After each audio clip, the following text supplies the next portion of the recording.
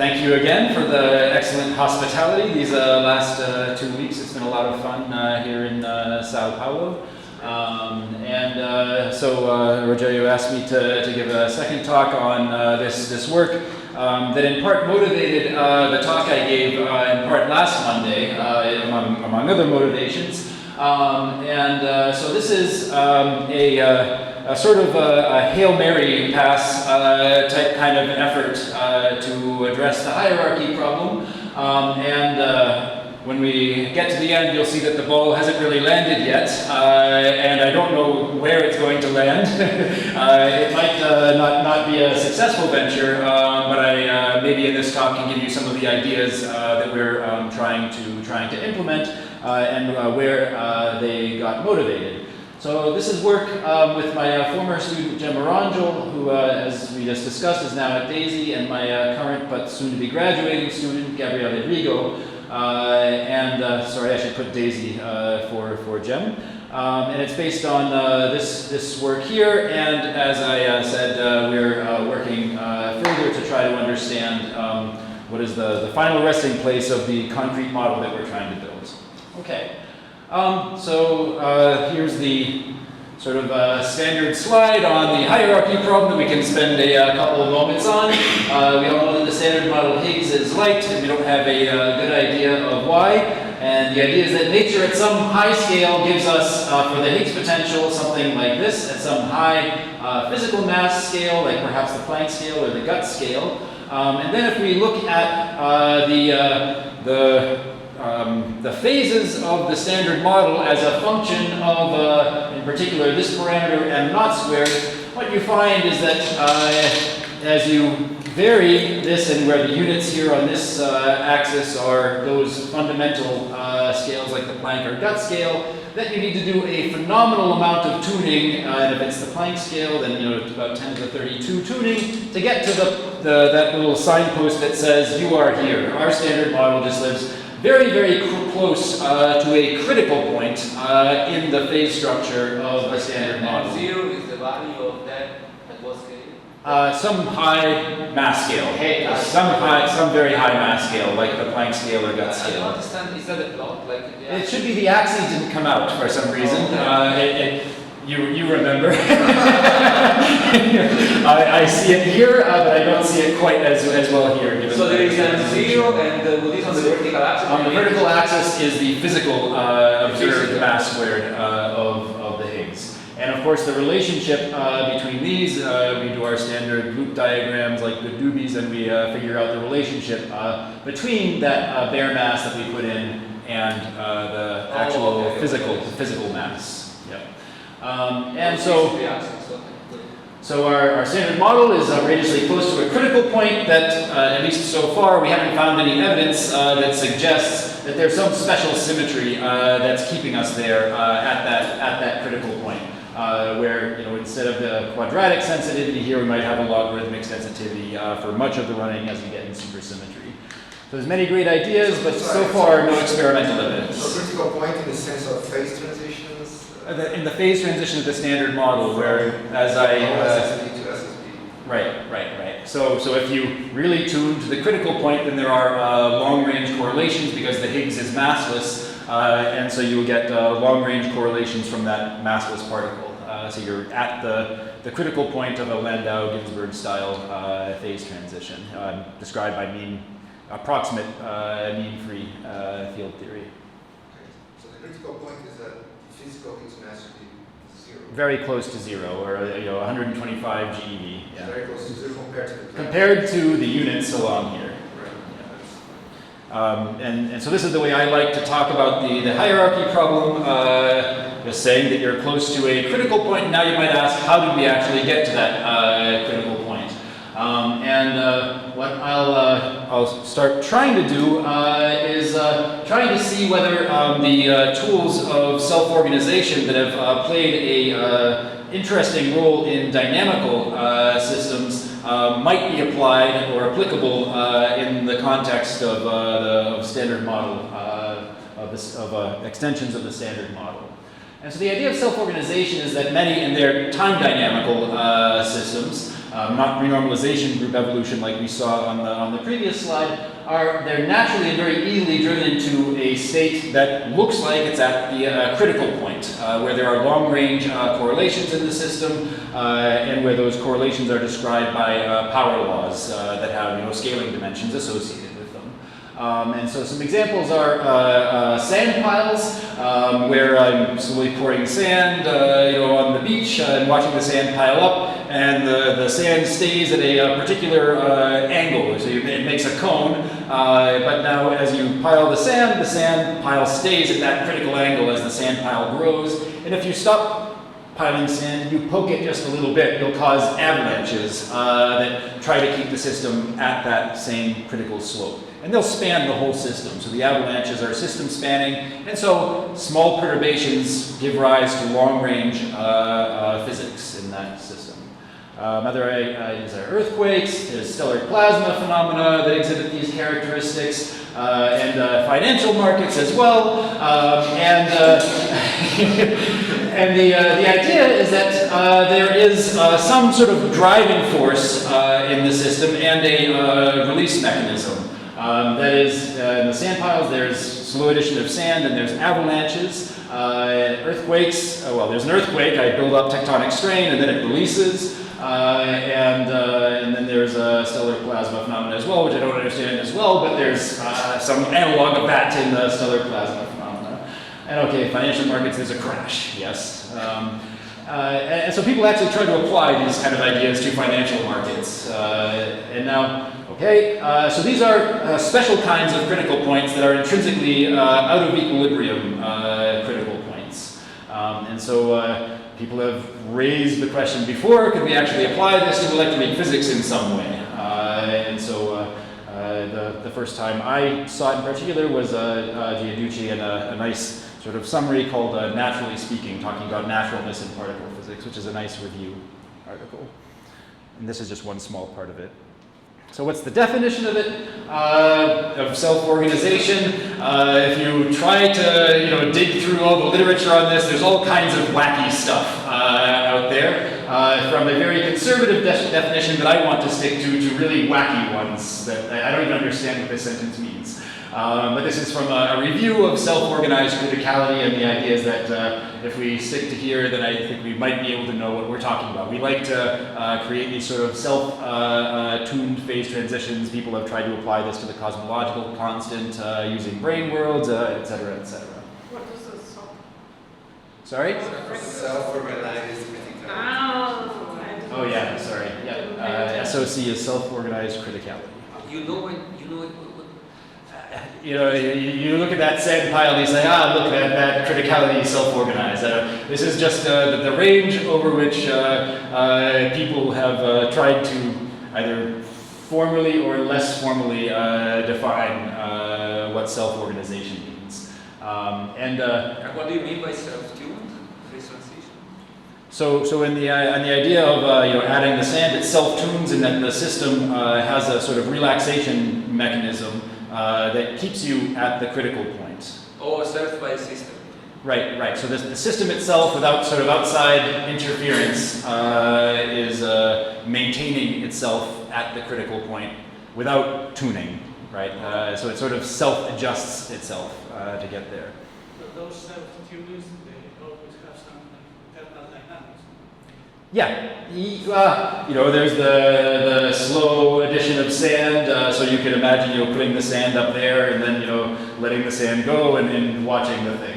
So there's an internal dynamics where gravity pulls the sand down and then it piles up over time. So you have some system like this that does it for you, or it's the sun, or it's the earth, moving tectonic plates around, etc.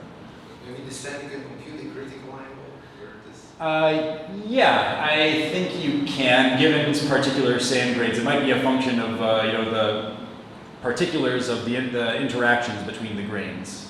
But it depends, for example, on the rate at which I'm dropping the sand. So I'll talk about that. The rate is actually important, and I'll get to that in a couple of slides. Yeah, the angle depends on the rate or not? What's that? The critical angle doesn't depend on the rate. you will overshoot criticality if you go too fast. So you can't do it too fast. Okay, but the angle is always there. And so if you do it slowly, then there's a given critical angle within a range of that slowness. Yes, if I dump the sand, yeah, it doesn't do this, right? You have to have a notion of some small parameter in the theory, but not a vanishingly small one. You can compare it to alpha, strong at the gut scale. If you can have some mechanism to dynamically create, slow additions, then yeah. Let's move on to maybe something quasi-concrete. And so this is me when I got to sit on the beach in Nerja when I was invited to Granada by Jose Santiago. And so I sat on the beach and I, instead of going in the water, I actually did this. And okay, so you can go and do this and it's fun, okay? But if you want to maybe try to talk about this in a language that maybe gets towards what we might try to do to implement this in some concrete model. Of course, now that thing's in the way.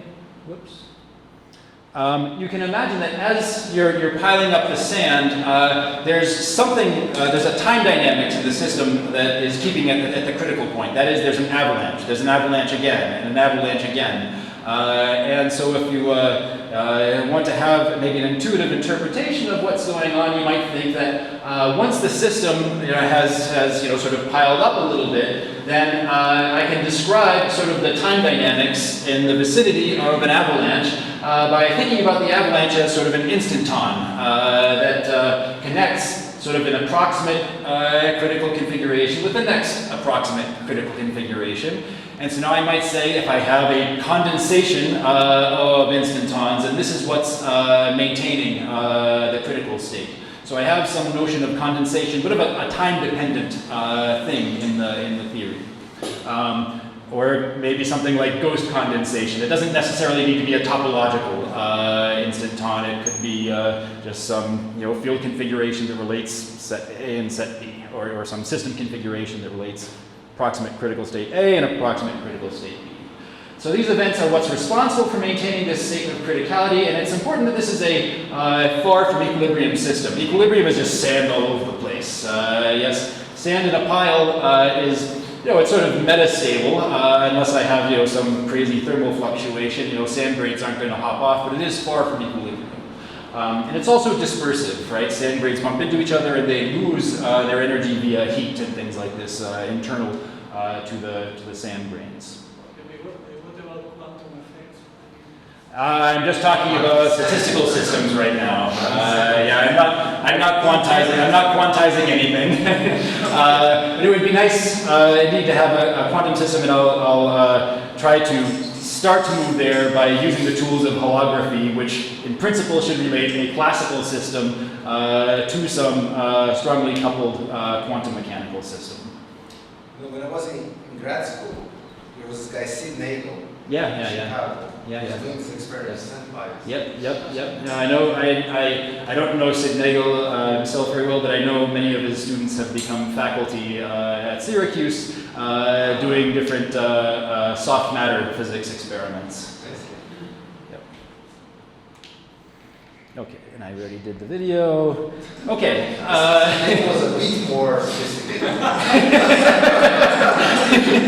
This is what you think about on the beach, right? Should have done that last weekend. Okay, and so now we can maybe try to write down a model that you can actually kind of play with, where you have control over everything. Sand grains are complicated, but let's make a little discrete lattice model that has the same behavior that we're trying to see in those messy statistical physics systems. And the one I'll describe is what's known as the Belian Sandpile. And so it's just a lattice model with a set of simple rules where you start with an empty, unpopulated grid. And what you start doing is adding sand grains. And so you just randomly, at some arbitrary spot on the lattice, you plop a sand grain. Okay? So now you've got some 1, 1, 1, okay. But as you populate, eventually, sometimes you're going to get more than one at a site. And eventually you may reach 4. And you define 4 as a special point where once you hit 4, that pile of 4 just splits into its 4 neighboring sites. But you have to propagate the rule. So this has a 3 next to it, so when the 4 splits, the 3 is going to become a 4, and you have to topple that one as well after that. And so you have a notion where a perturbation to the system can propagate through the system, but of course in this picture it won't propagate very far. But you can imagine as I start really populating this grid that something special happens, and it does. So if I plop a sand grain down, wait for it to relax, plop a sand grain down, wait for it to relax, then as you continue, the system eventually reaches a critical state.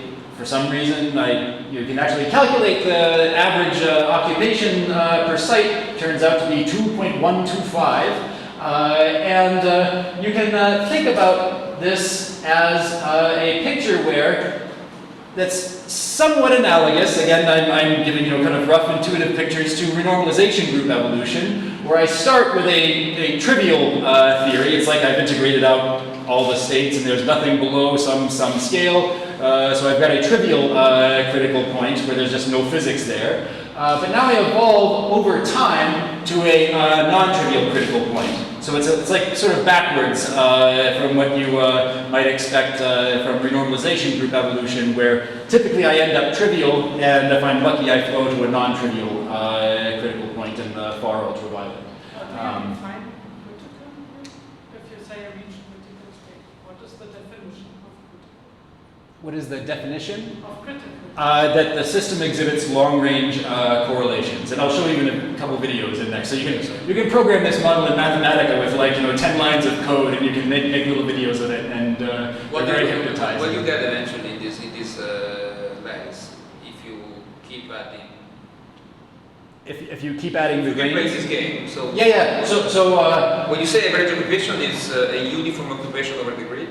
it's not uniform. There'll be, some sites will still have 2s and 3s and 4s, but there's That's an the average occupation number per site that asymptotes as you evolve time, where once you get very close to 2.125, though these little avalanches are no longer little itty-bitty things, but they span the entire system, at least until they fall off the edge of the universe out on the edges of your grid. Yeah, so there's dissipation in the system, and then I don't conserve sand grains. So this has built into it an end of the universe where stuff falls off. So you lose information in the system. What if you put this on a torus just for fun? You could put it on a torus, but then you will overshoot criticality. Like you'll get to the critical point, but now since the grains have nowhere to go. Will it ever stop? What's that? Will it ever stop? Will it ever equilibrate? It'll probably stop at some point just because of kind of randomness in the setup, I'm guessing. But what'll happen is eventually, you get, 3 grains on average. Like this average occupation number is going to increase because the grains have nowhere to go. They're stuck on a torus, right? There's no dissipation in the system. So dissipation is crucial. Without it, you won't get the critical point at the end. Yep.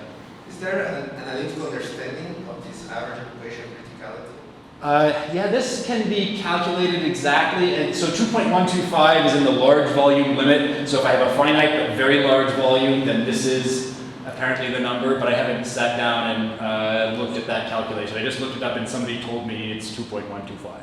Okay, it's not that interesting. This is just kind of sort of one example, and I'm trying to match it on to things I kind of know something about. That is, it looks a little bit like renormalization group evolution, but in the time domain. Okay, so this is just a little picture, and it is fun, but you see that my average occupation is not at 2.125. And so I'm adding sand grains, and the red guys are the ones that have 4. So at a moment, some will have 4, and then those red guys get a topple. And so just to play it again, and you see there are not, that's the next one. So you see there are little avalanches, but they don't go very far. And so this is after waiting for a while, but then if I wait a really long while, then you get this cool picture where now these avalanches just propagate, and they take a while, and they span the entire system size. So now if I imagine perturbing the system by dropping a grain somewhere, in addition to sort of the overall dynamics, then that'll create a disturbance that propagates throughout the entire system size. So you get criticality for free. This is simulation. That's a simulation, a real simulation. Yeah. It's 10 lines in Mathematica. I can give you the code if you like when we're done. It's something you can show to undergraduate students because it looks neat. And as I said, it's important that there's sort of an end to the universe for this little lattice model. The system is not conservative. Stuff is actually falling off of the edge. And the openness of the system, as we were discussing, is really crucial for keeping the system at criticality. Those ensentons need to go somewhere at the end of the day and roll off the edge. And so in these various statistical systems, of which this previous one is one example, you have this notion of building up a tension followed by some release in which energy is lost from the system. Now, of course, we actually believe, or we should be believing, that our own universe, our observable universe anyway, is an open, out of equilibrium system, if we just focus on kind of our observable patch. Like, for example, during inflation, if I've got some stuff that talks to other stuff, then it'll get entangled. But in inflation, if those states get separated, we'll locate one of them outside the horizon while one of them is still inside of the observable patch. And so the evolution of sort of our part of the universe is actually not unitary. At least if you just focus on the evolution of what we can actually measure, which is probably what we should be doing. At least it sounds reasonable. And I find it kind of curious that, and I don't know if you can frame it in the language that I've been discussing, but there are recent attempts to solve the hierarchy problem, like the relaxion, that you can kind of fit into this picture. So the relaxion itself requires inflation to slow down sort of the rolling of the relaxion field using Hubble friction. Okay? Request dissipation. You have to be a little bit careful. It's not exactly standard dissipation, because I can actually run Hubble evolution backwards and you'll get back what you lost. But at least at any given set of time while Hubble evolution is taking place, yes, it's like a dissipation where I'm losing stuff from the system. Right. So in principle, you could get it back if Hubble turns around and the universe collapses at the end, because this will eventually run in reverse. Right. Okay. So if we have a critical point, regardless of whether it's one of these fancy time dynamical ones or the ones that we know about, they should be described by conformal field theories, either lattice or continuum conformal field theories. Okay, this is again me kind of just sniffing around the literature and trying to see what exists kind of out here on this side that I'm much less familiar with in my everyday work, and maybe see if there are comparable things that I know and can deal with that I've played with in my previous research. So there's one interesting thing that the ADS-CFT correspondence looks almost identical to what's called the Jarzynski inequality. So the Jarzynski equality, which tells you how to relate sort of an initial state of an out of equilibrium system to a final state of out of equilibrium system, involving only boundary information, where boundary information is on the time rather than on the space coordinate like you would get in the ADS-CFT correspondence. And there really is kind of a one-to-one correspondence between the little things that go into different places here and the things that go into different places here. They're very similar formulas. And if we use ADS-CFT, say putting some scalars in the bulk, then those the masses for those scalars in 5 dimensions correspond to scaling dimensions in some dual posited conformal field theory. Okay? And this is, of course, related to the ideas put forward by Randall Sundrum, which you can use to build nice things like composite Higgs models. There's a relationship sort of between dimensional transmutation on the approximate CFT side and Goldberger-Wise stabilization, which sets the interbrain distance in the 5-dimensional picture. And now on this side here, there's these ideas of non-unitary CFTs, some of which seem to be described by a de Sitter CFT correspondence, in which instead of getting real scaling dimensions, you get things like complex scaling dimensions, or CFTs with negative or complex central charge and things like this. One thing that happens to come out and has been discussed in the self-organization literature is that if you look at the data, people are saying that you start to get things that look like complex scaling laws in things like sandpile models, earthquakes, financial markets, and that this log periodicity, which is the phenomenology associated with discrete scale invariance, lies sort of on this side of things.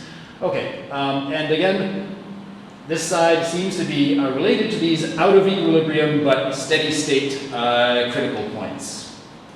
Sorry, just too fast. So delta F is the difference between Free energies, yeah.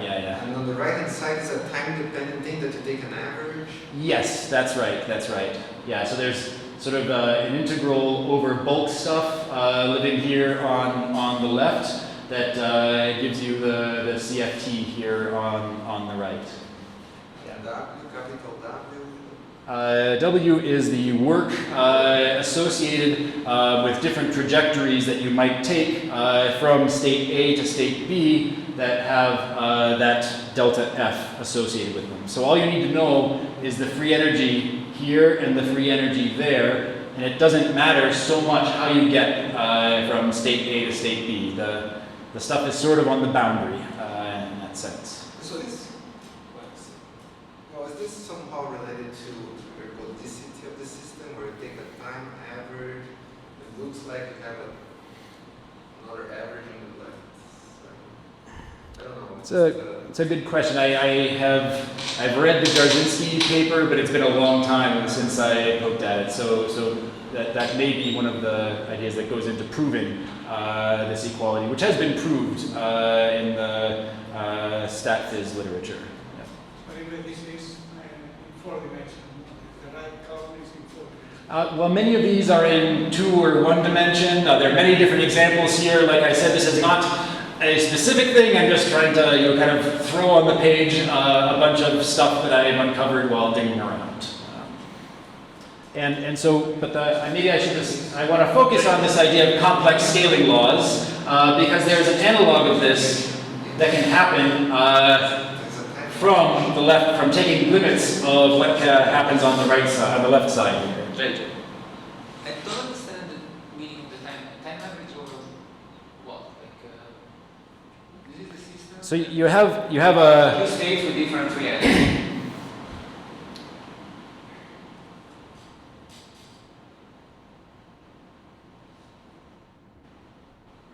Maybe we should talk after. Let's look up the paper. I don't remember all the details that go into the formula here. But if I think back to when I played with this, I had a nice picture of what was relating these two. But yeah, let's chat after about that. It's not going to be an important part. I'm just saying, this looks a whole lot like this. Okay. And it's interesting, but I'm not going to do anything with that in particular. So, what is the relation between, can you tell me again, relation between dimensional transmutation and Goldberg-Wise stabilization? Because what is a quantum thing? Right. Goldberg-Wise, can think of a classical thing.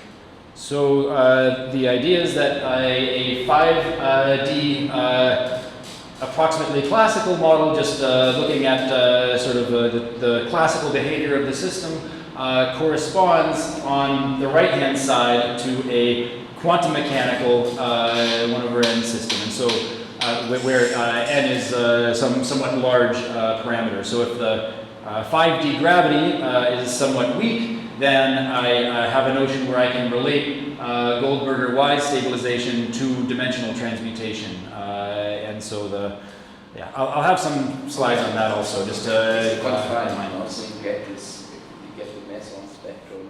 You have to get the scalar field is actually running off some deformation, no? And this deformation is coupling, and then you do Yes. you run for yes. a long time, and then you generate QCD scale, and then you have instead of a you find an IF brain. No? Yes. That is what will be on my slide. The actually running is the same thing as just moving the extra dimension is the same. As you move through the extra dimensions, yeah, the z coordinate or y coordinate is related to the scale of physics at that. So that z sort of corresponds to 1 over mu. Yeah, where mu is the renormalization group scale. You saw it actually in the talk that Sylvan gave, where at a particular maybe you weren't there for the talk. That doesn't. I was there. Oh, okay. So at a given p squared, there's a particular point in the bulk where the 2-point function is kind of big, right? If I have some scalar field and I look at its 2-point function for a certain 4D distance, and that is peaked at a particular value of z. But that propagator is still that working This is a classical one for correspondence. Okay, so it's been guessed at, as I was saying before, that at least some of these systems with self-organized criticality exhibit this sort of log periodic scaling, which would correspond to discrete scale invariance. And this is what's going on at the threshold of these adjustments when you have an earthquake or when you have an avalanche, things like this. And so let's start running with that and see if we might use this to start to motivate a construction that tries to take some of the ingredients that I've kind of put out there so far. So the log periodic power law corresponding to discrete scale invariance corresponds to these deltas, the scaling dimensions of some operators in the theory having both a real and an imaginary part. So now, if I try to look at a 2-point function between these operators with that scaling dimension, and I write down the usual formula that I would write down, that this has to scale like 1 over the separation x to the 2 delta, and I plug this in, and I just turn the crank on some algebra, you get a log periodic scaling behavior, okay? But there's an issue here in that smart folks have sat down and told us that this actually isn't an allowed behavior for an RG flow. You're not supposed to start maybe from a nice UV fixed point and flow and then start wiggling in terms of renormalization group evolution. This is there's a couple of papers on this, starting with Komagartu Swimmer and the A theorem, and a follow-up by Ludi, Paczynski, and Bertazzi. And so in 4 dimensions anyway, if such a sort of discrete scale invariance is approached from a more reasonable renormalization group evolution from the UV, then there's likely going to be a gap or a phase transition of some sort. Discrete scale invariance, what is that? So it's when if I look at the correlator, it doesn't just have a simple real scaling law. I'll find that I'm sort of more correlated here than I am here, and then more correlated again. There's going to be a quasi-periodic behavior in the correlation functions on your system, which is weird. You don't expect such a thing to happen. Okay, it's like moving from a continuous shift to discrete shift. It's quasi-discrete. It's a discrete up to a shift in scale plus a scaling. Yeah. Okay. So when you compute anomalous dimensions in quantum field theory, they have to be real. If you want a unitary theory, then you expect your scaling dimensions to be real, and so there are arguments against. There's the unitarity violation eventually if you try to have a theory do this. So I just the idea of self-organization system is like a dynamical way to reach criticality phenomena. Is that That's right, yes. So I dynamically, without any tuning, I set some system in motion and I let it go, and it automatically, after some time evolution, hits a critical state, or is at a critical point. So the idea would to have a Microsoft phenomenon to reach the critical. That's going to be the idea. I want to try to set up a system that once I let it go, it's going to hopefully, and that'll be the end part of the Hail Mary pass that hasn't landed on the ground yet, give me something that hopefully gives me an interesting critical point at the end of the day, and maybe something related to Higgs physics. And so in ADS CFT, what's the analog of this complex scaling law? As I said on the previous slide, it's 5-dimensional bulk scalar masses that correspond to scaling dimensions in the sort of brother CFT or the dual CFT. And so in ADS CFT, this complex scalar scaling law corresponds to violation of what's called the Brighton-Lohner-Friedman bound. And the Brighton-Lohner-Friedman bound corresponds to when I take the mass of a 5D scalar field below -4 in units of the curvature of anti-de Sitter space. Okay? And you can just see this by solving the classical equations of motion. Let's say I try to find a zero 4-momentum solution to the equations of motion from this 5-dimensional Lagrangian. You will find that phi has 2 solutions, scaling like z to the 2 plus or minus 4 plus m squared, where everything's written in units of the curvature. And if you put m squared less than -4, this square root becomes, well, the argument of the square root becomes negative, I get an I, and I've got a delta plus or minus I gamma, where this little delta is always 2, at least in 5 dimensions. Okay? This will depend on the dimensionality of the anti-de Sitter space. So if gamma is just the 4 plus m squared, it's related to m squared. It's related to m squared, yes. But even for real m squared, if I take m squared below -4, I get complex scaling laws. So I don't need to put any i's in the original Lagrangian. The complex scaling law, or the log periodicity, just emerges naturally as a function of real parameters in the Lagrangian. And so this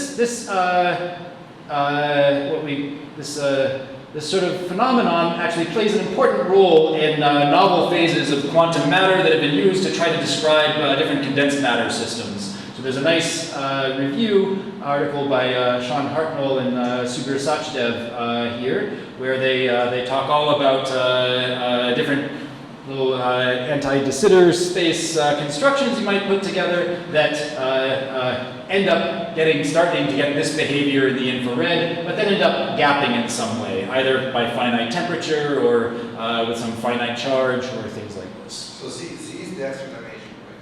Z is the extra dimensional coordinate, yes, that's right.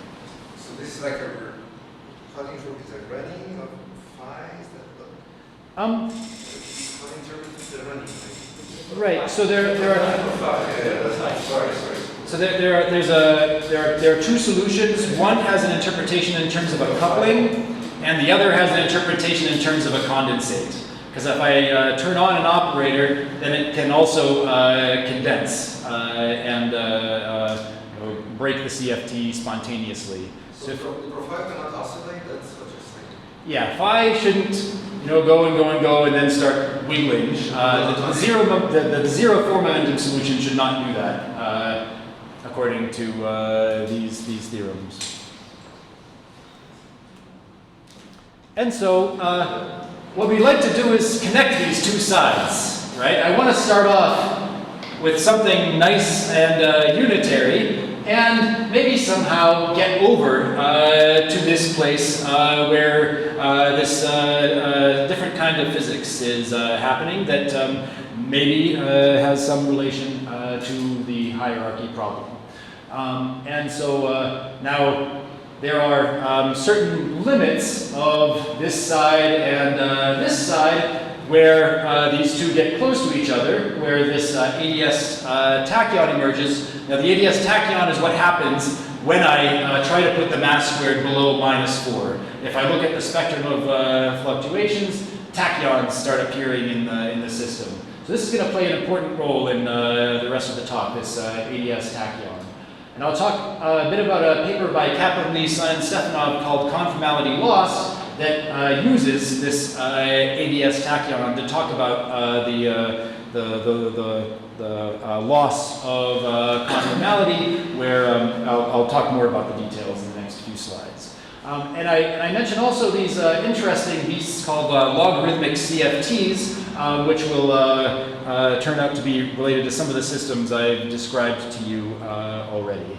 I think there was a paper by Ben, no, at some point. Ben Greenstein had a paper on the possibility of having these different logs. Log CFTs? Okay. I remember this many years ago.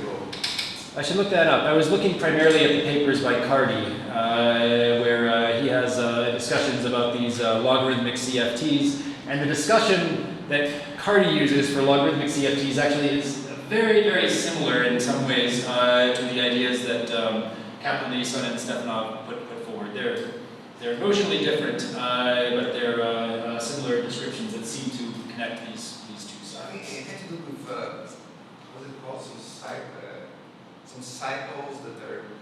The limit cycles? Limit cycles. Yeah, that's the discrete scale invariance. Okay. Yeah. So the fact that you have a tachyon in the spectrum, it doesn't mean that you are not in the true vacuum, but you have to go elsewhere. That will be part of where I go with this. Yes, that's right. That's right. And so part of the story will be that these guys are hard to stabilize. The system, it turns out, it's not just one tachyon in the four-dimensional sense, but you actually get whole piles of tachyon, these Efimov states that are, okay. You get lots of tachyons. And so the system just doesn't seem to have a nice static description. Okay. And you lose unitarity because of that? No, not really. No. The system on the whole, I don't think will ever violate unitarity so long as I start someplace reasonable. And the question is, do I dynamically get to something that maybe kind of locally violates unitarity in some way, right? Where I get sort of an emergent ghost or something like this that maybe condenses to give me a sensible description of the theory. Okay. And so. Comment on O minus n. Oh yeah.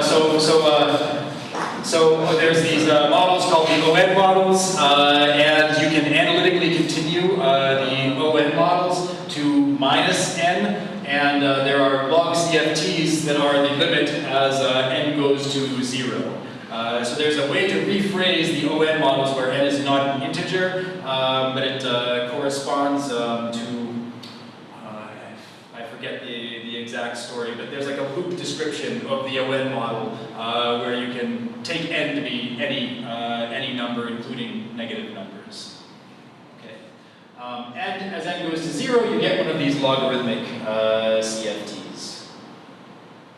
And these O minus n models have had some discussion in the DS CFT correspondence. So I think Tom Hartman and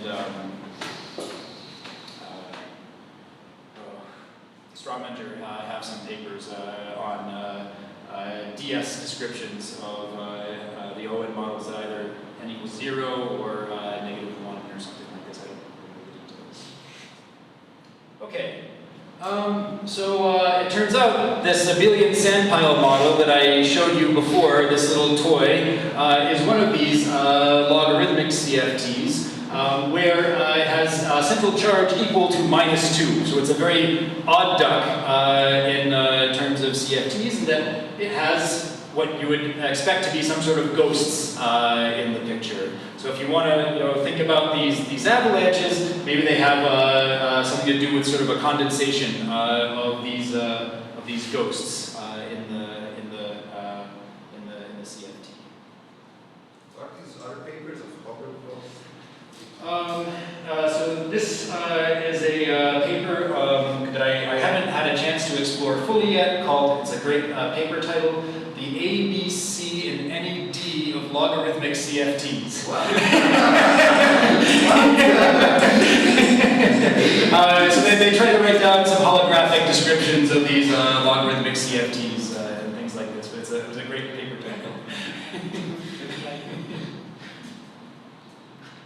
Okay, so I want to focus on this conformality loss because that will tie in to this notion of violating the Bright-Malone-Friedman bound in 5D.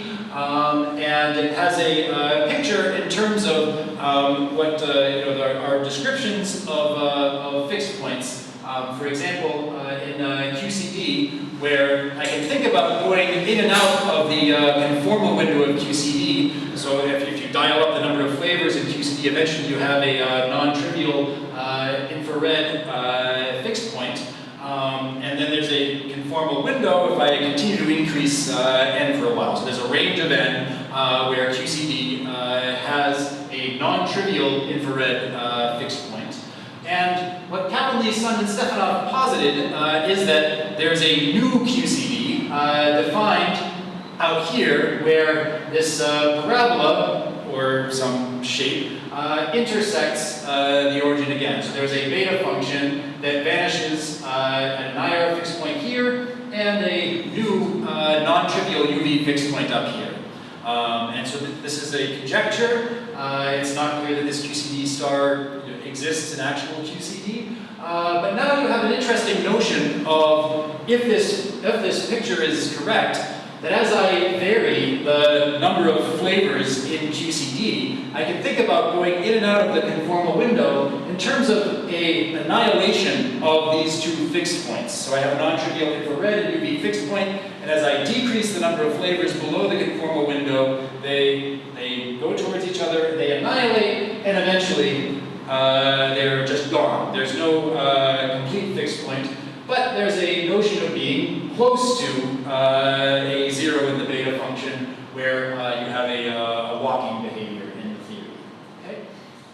And as a function of NF, if you look at the scaling behavior of the theory, what is the estimated gap, then it has a BKT type scaling. So the BKT transition is an infinite order phase transition that connects a large conformal window to a region where you lose conformality. And the crucial thing is that it's not a usual critical point, there's a whole region of criticality out here.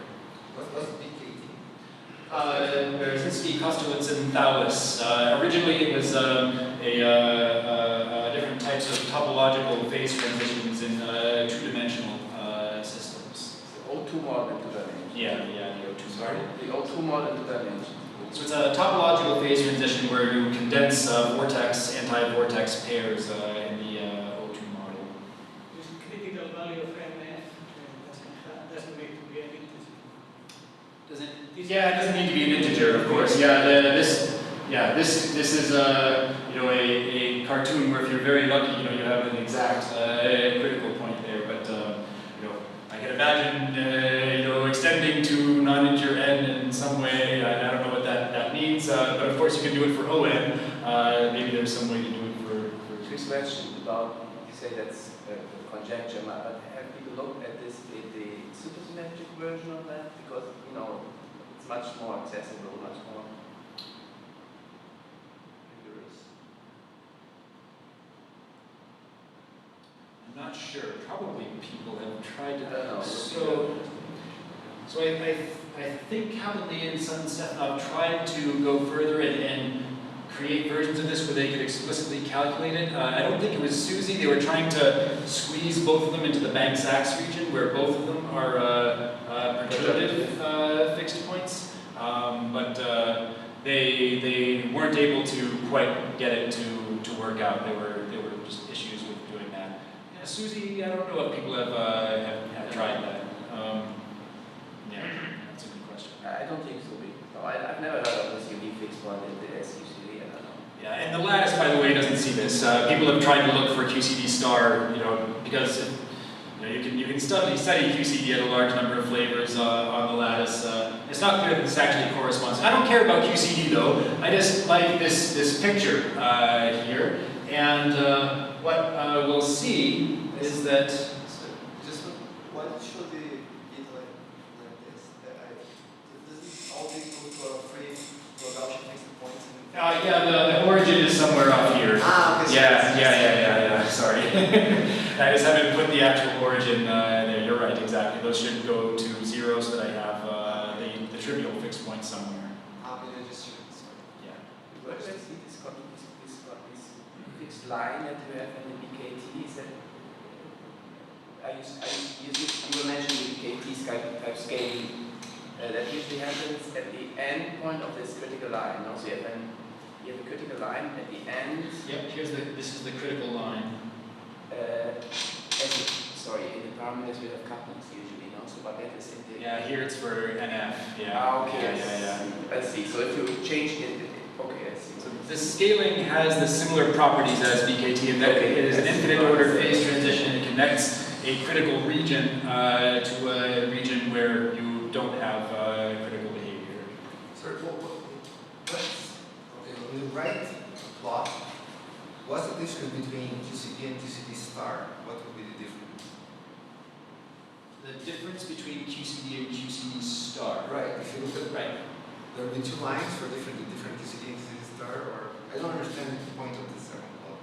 So I guess you want two plots, one for QCD and one for QCD Yeah. star. What Yeah. would be the difference? But they both have the same behavior, right? Because Yeah.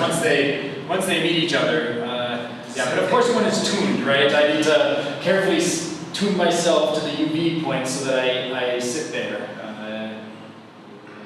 But one is, and the other is attractive. So I guess if I wrote this down, I would usually think about the attractive fixed point, the IR fixed point.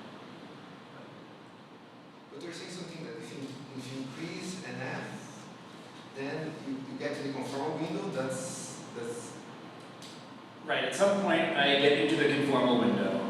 And what they conjecture is that I don't just have this guy and this guy off in infinity or something like this.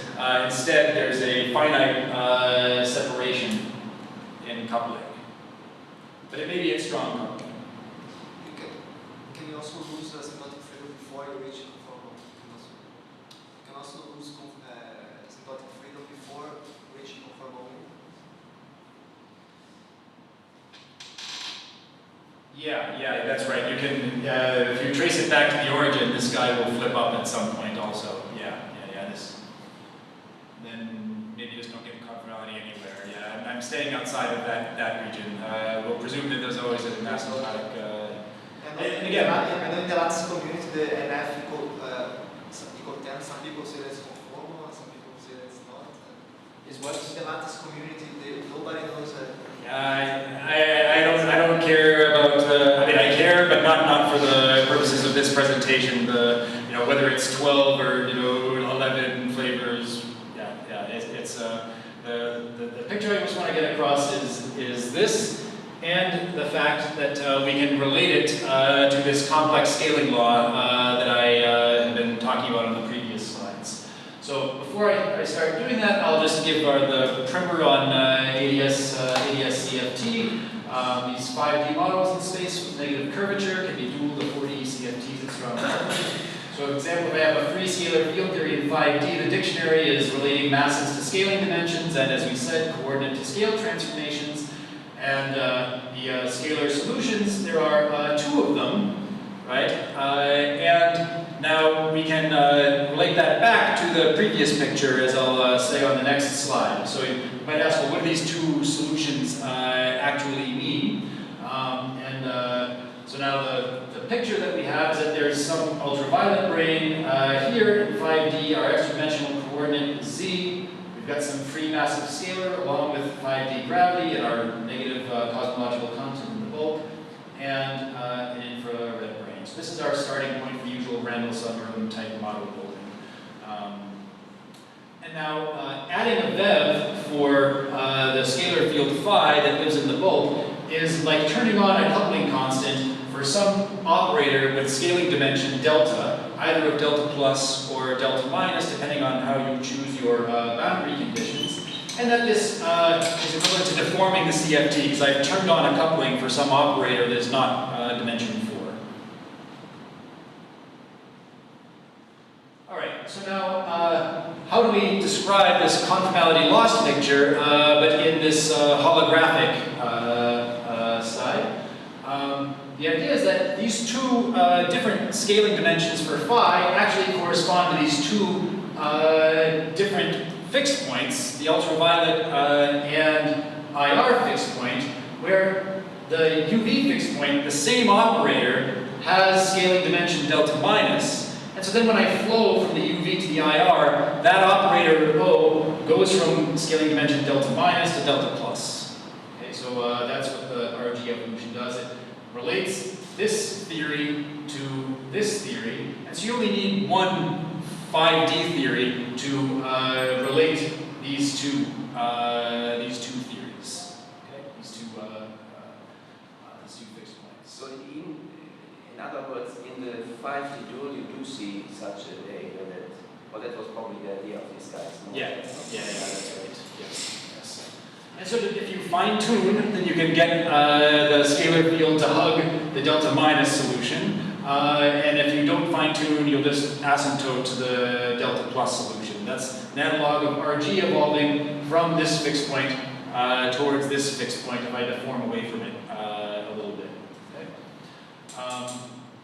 Okay, and now, because of this picture now, where I associate this delta minus to this delta plus, we see that these two approach each other as the mass squared for the scalar field starts getting lower and lower. And as m squared gets to -4, that's exactly the point at which the scaling dimensions meet at delta equal to 2. I mean, there'll be a logarithmic behavior of one of them, right? It's the usual two solutions. There's a logarithmic difference between the two. And then if you keep on going, conformality loss corresponds to starting to get these complex scaling dimensions. Okay? And so now something's going to happen at this point. So if you try to put the theory down there, the theory is going to gap to try to fix that instability. So now, in the next half of my time, I'll move quickly through the details of the description, and I'll try to get to just kind of the end story. What we want to do is now start off kind of firmly over here on this side, and move over through that ADS tachyon over to this side, but using the holographic version of renormalization group evolution. I don't know how to do something quantum here yet, but I can solve classical scalar field equations in the bulk, and I can construct a 5D classical theory that corresponds to a slow RG flow through here to this side. So it's very analogous to dynamical electroweak symmetry breaking, where you start off with some parent theory, some microscopic theory that has no Higgs instability, but then through renormalization group evolution, as you flow towards the IR, you dynamically generate a negative mass squared, and you break electroweak symmetry. So I want to arrive at this novel type of instability via something like dimensional transmutation. Analog dimensional transmutation. So our proposal is that we take this sort of static picture where this is sort of one choice of parameters, this is another choice of parameters. What I want to do is now take those IR and UV fixed points, but demote them to approximate fixed points, where I have some slow RG running slowly moves those UV and IR fixed points towards each other. So at any sort of big group of scale, big range of scale, I have an approximate CFT described by these two fixed points. But as I slowly move down, those two fixed points eventually annihilate each other, but only in the infrared of the theory. So I start off with sensible RG evolution, and I end up with something that tries to start exhibiting this discrete scaling variance. So if you like, the fixed point flows into the complex plane, and you start to get complex scaling laws. So now our question is, how does the theory rectify it? We know what happens in QCD. You generate scales. You generate your baryon masses, your chiral grading scale. You also actually generate a cosmological constant that you tune the bare one against to give you a vanishing one at low energies. So you get all these scales out of QCD. And the question is, what is the way in which this theory solves the instability? But 5D should tell us. We just solve scalar field equations of motion and we see what does the system actually want to do once you reach that instability somewhere in the bulk of the extra dimension. So your breaking of CFT is different from Goldberger-Wise? It's almost identical to Goldberger-Wise. It'll be that the thing that does this is a Goldberger-Wise field coupled to another scalar with a trilinear coupling that just brings the 5D bulk mass slowly down and down. The effective 5D bulk mass slowly down. And so this is just a cartoon of that. We start off with some nice approximate CFT in the UV, the analog being QCD and asymptotic freedom. My RG evolved to the IR. This kind of discrete scale invariance is not going to happen. The theory is going to try to avoid that behavior. So you're going to have some type of gap spectrum where I get a bunch of scales out. They might be cosmological or they might be particle scales, KK modes, etc. So the question is, what is this? What is the theory actually doing down here to make this more than just a cartoon? Okay. And so here's just a picture of these scales. What we want to do is flow from the UV. Eventually I violate the Brighton-Lohner-Friedman bound, and then I start to get this discrete scale invariance where I have sort of a set or a tower of scales, each time that oscillation kind of intersects the origin. Okay. All right. And so now, what is the model that we build?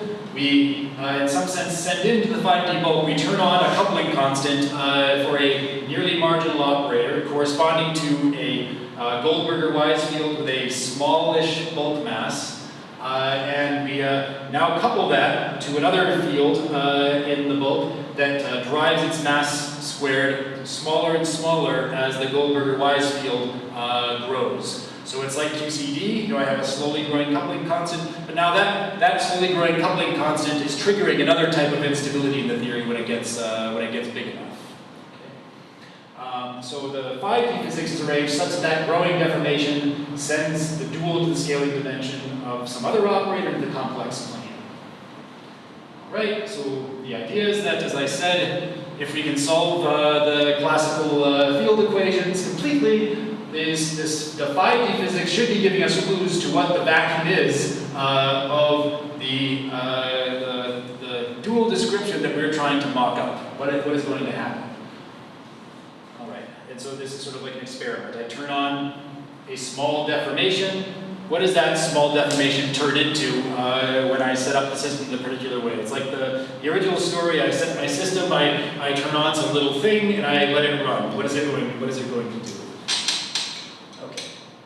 And so here's the model that we write down. We have a mass squared for an operator in the bulk that we're labeling H, that we'd like to eventually, hopefully, associate with the Higgs. But there's a trilinear coupling such that when this phi d field, which has a small bulk mass here, as the phi d profile slowly grows as you move through the extra dimension, it drives that mass squared smaller and smaller.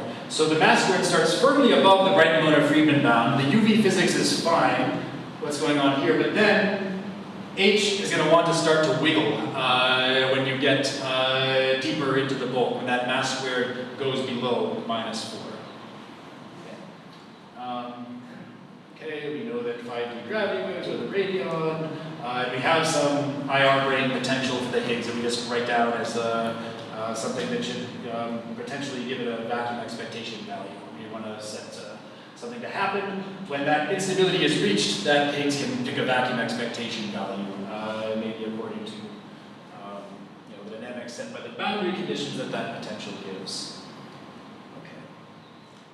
Okay, this is just sticking brains on the cartoon that I had before, matching on the RG evolution picture to the solutions of the scalar equations of motion as you move out here.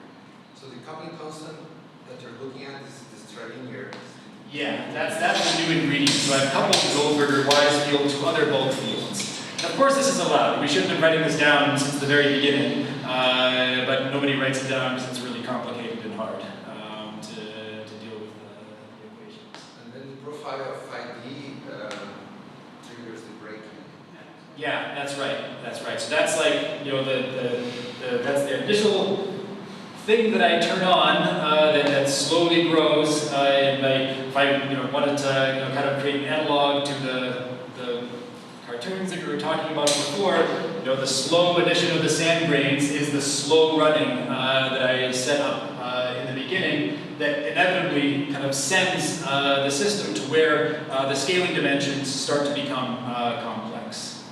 And I want to see what happens. That's the idea. And the Higgs is not localized, right? The Higgs, it may end up being localized, and you have to see what it's going to do. So you set some potential for it here, some potential for it here. You solve everything. You figure out exactly what the Higgs does. So I guess the question was on the beginning it's about field, not the brain field. Sorry? Was that your question? At the beginning it's about field, not the brain field. Yes, yeah. It lives in the bulk, but it may have a profile that's kind of over here or kind of over here, and it may depend on time. Because just like QCD gives you a cosmological constant, and which gives you cosmological evolution, it may be that this whole thing requires some non-trivial dynamics. So the quartic coupling of the Higgs, you say anything about the quartic coupling of the Higgs quartic coupling? Yeah, so I just put some number out in front. We pick it to be an eighth or something. Some value. It doesn't really matter what it is because this is a toy model so far, and we want to see what the behavior of the system is. So you just said that what's the origin of the complex scale dimension?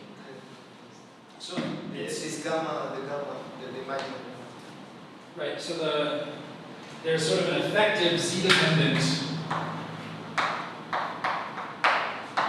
mass for the H field, and this is going to be given by the original sort of mh naught squared, this piece right here, minus lambda, and approximately phi d is going to be an exponentially growing solution, but with a slow exponential growth.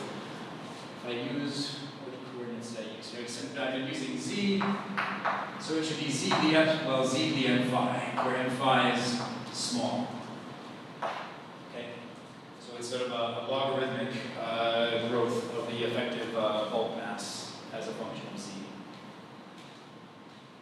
And so eventually, this drops below -4.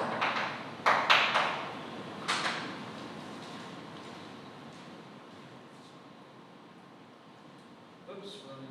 Oh yeah, that's the right way. Okay. So how do we do this?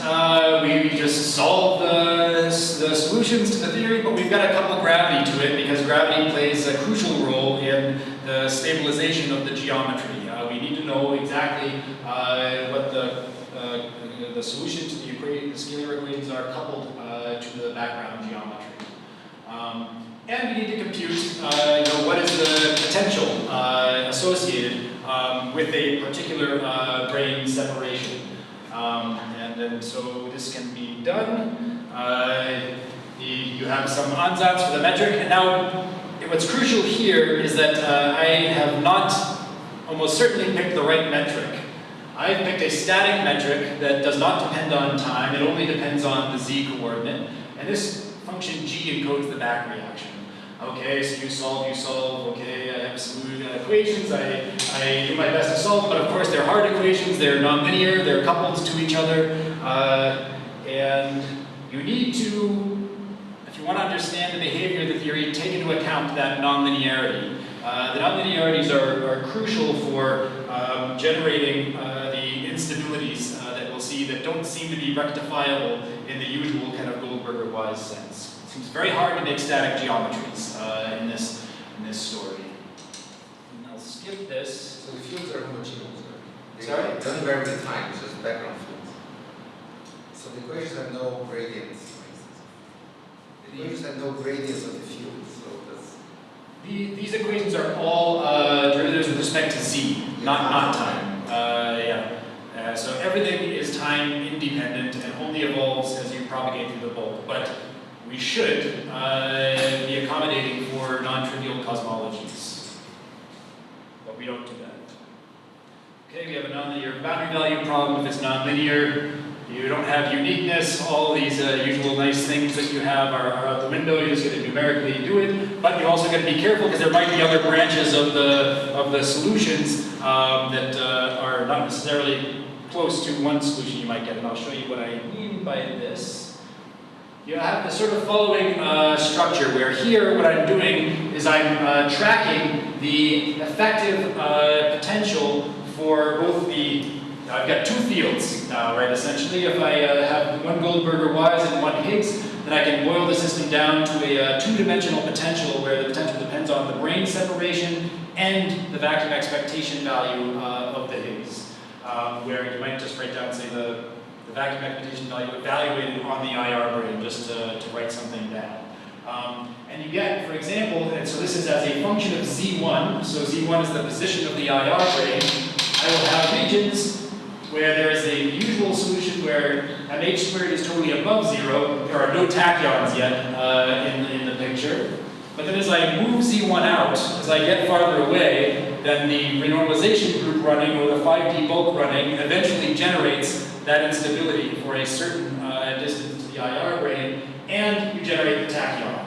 So if you like, this here is an unstable line where the Higgs mass squared is effectively smaller than 0.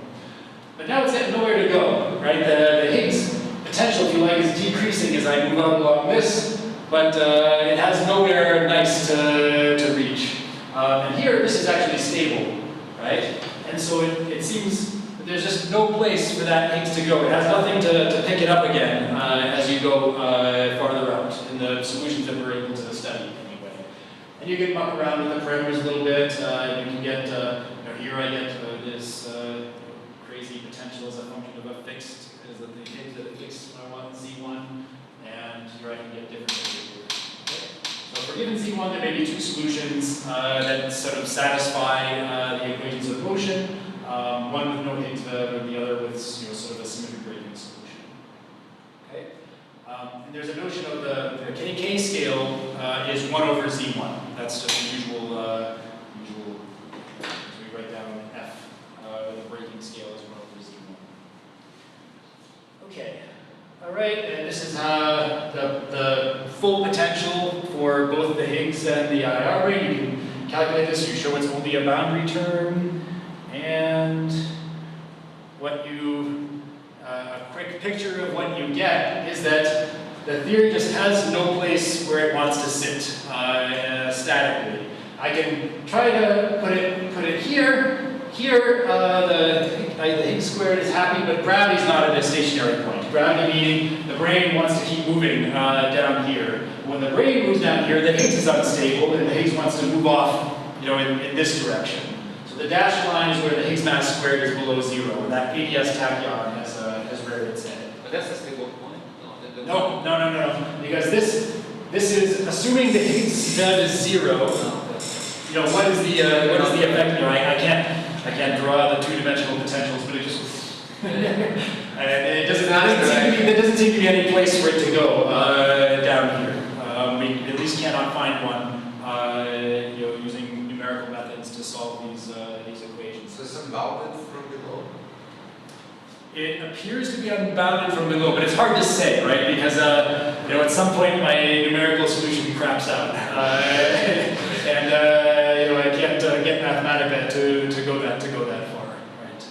The back reaction starts to get huge, and at that point I don't even trust the action that I wrote down, because if I have very large back reaction or R squared terms, I'm just using Einstein-Hilbert gravity, so I don't trust the calculation if I try to go too far out in field space. But the question is, maybe if I allow dynamics, there'll be something where I stay close enough, then I can study what happens there.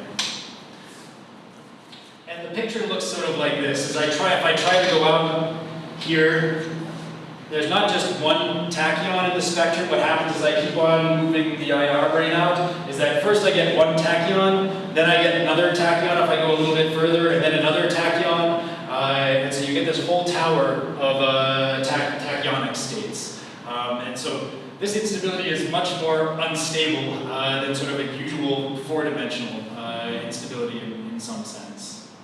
And maybe that's why there's such a bad runaway behavior of the theory. So it's not a continuum of tachyons? Not in this construction. Because once you get to negative values of mass, I would expect. Why is it discrete? So it's discrete because. So let's say I put the IR brain here, and I plot, say, the Higgs wave function for a non-trivial dev, or I even just look at a Higgs fluctuation, right? As I come out here, I'm going to have sort of a standard, say, z-squared growth. Let's say it's close to the Breit-Moner-Friedman bound, so phi goes like z-squared. So I have z-squared, but then the mass squared will start to go below -4, and I'll start to wiggle, right? So if the IR brane's here, and I hit my first wiggle, then that's when the tachyon emerges, roughly speaking. But then I can keep on moving the IR brane, and then I go through another wiggle, and I get another tachyon. And then if I move it further, I get another tachyon. And so each tachyon sort of corresponds to an additional half cycle of this log periodic scaling. But you cannot go to very large separation if you want to solve the hierarchy problems at some point. Yeah.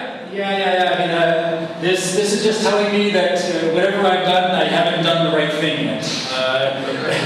I need to put in the t-dependence, which is really just the final end point to the story. Let me just, since we're way out in time here.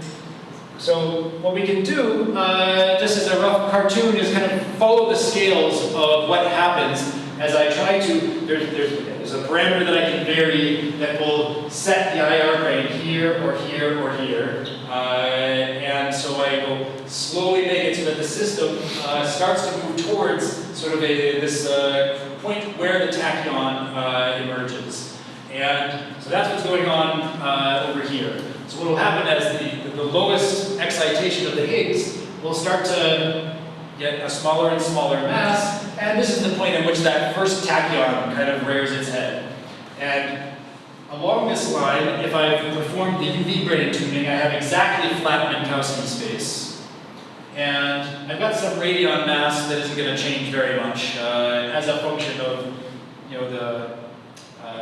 if I write it down in units of the KK scale, the radion mass would be constant. So here I'm writing down everything in sort of units of the KK scale, and something is happening here, right? What we want to know is what happens when I go past that critical point. And we don't know. If we try to go past that point, we just cannot find stable static solutions to the theory. So let's just speculate.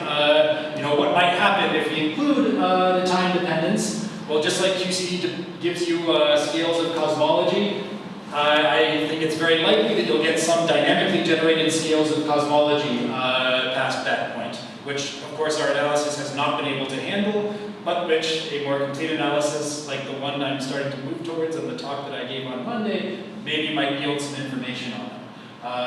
We don't know what happens to the radion mass, but probably the KK modes do roughly the same thing that they were doing.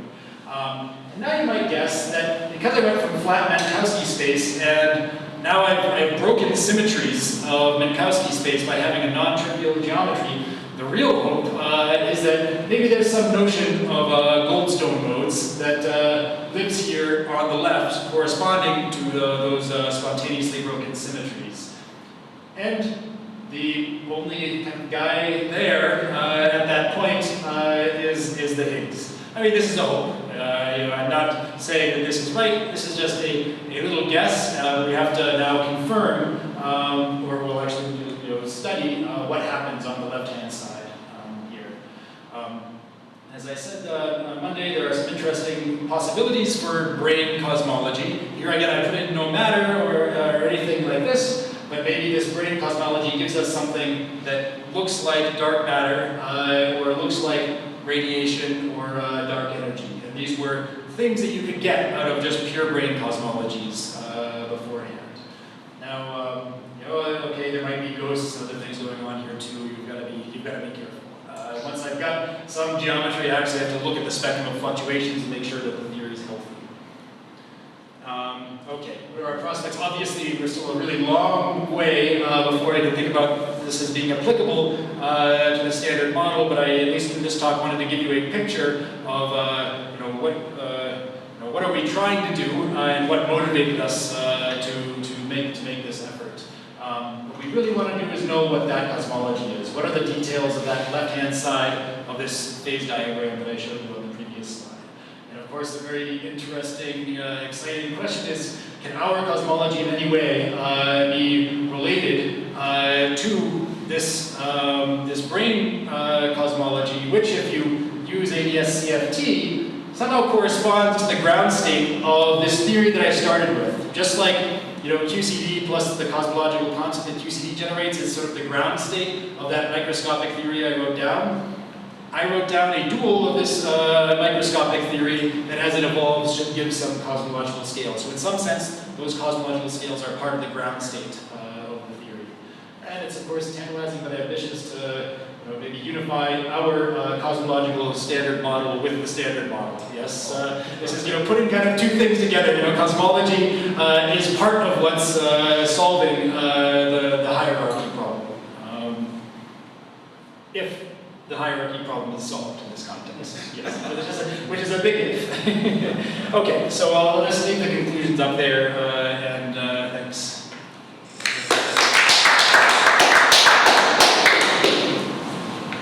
Questions? Yeah, I'm sorry, there's a lot there. It's a lot to digest. It's a lot to digest. It's really ambitious, that's great. Yeah, It's good to be ambitious. So When will you have the solution? what's that? When will you have the solution? 2 weeks.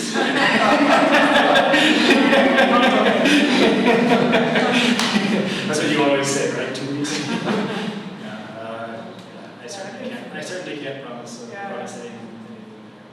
But you do need a bulk cosmological constant for that also. Yeah. So we do have the bulk cosmological constant. So when you say cosmology, you say really what happens in the IR brain where we are. Yeah. So if you like, the scales are all generated by some sort of composite dynamics, just like the QCD cosmological constant is part of F pi before when chiral condensates form. That would be the case here, that there's some infrared degrees of freedom that are composites of the strongly coupled theory that are giving rise to these things. That would be the sort of rough 4D picture of what's happening. So it's sort of like composite cosmology. In some So sense. that's can also give you. Yeah. Right. At some point you have to give the Higgs a Bev too. You can't just have it be Right. massless. Yeah. Long way. Yeah. Yeah. Okay. Yeah, but if nothing else, as I said, at worst, it's a novel possible outcome of weird 4D dimensional transmutation. So even in the case that it doesn't work for anything standard model-like, it might be kind of an interesting contribution. But at best, maybe we can use it to actually do something for our